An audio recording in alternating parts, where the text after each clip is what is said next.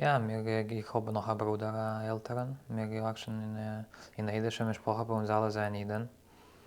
Wir sind von der Seite ist von der russischen Sprache, bei ihm gewesen sieben Kinder. Und der Seite gewesen der Mensch, wo wir allemal gewählt, dass wir reden auf Jiddisch und übergegeben allem an anderen und will dann bis ein Tick und nach Hof bis 120 oder 150 wir noch lang mit dem Reden auf Jiddisch.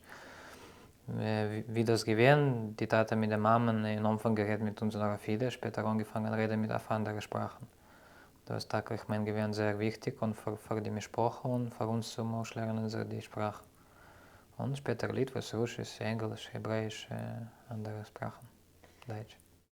Siehst du es gewesen eine ideologische Sache oder etwas, das für was es ist gewesen so wichtig für den Segen? Ja, ich meine, das ist schon von der Familie, von unserer Familie ist, also wir schon reden von Tag zu Tag.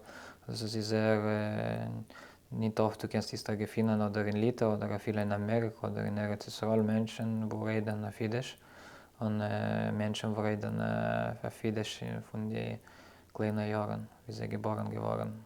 Mein Bruder hat zwei Töchter, mit der beiden Töchter reden dieselbe wie mit uns geredet auf Jiddisch, fängt an reden und sie reden gut auf Jiddisch.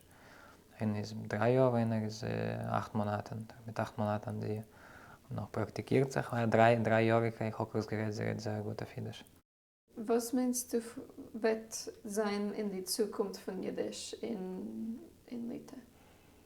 Ich allemal sein optimistisch. Ich hoffe, dass unsere Sprache sein, wir allemal wir reden auf Jiddisch, übergeben das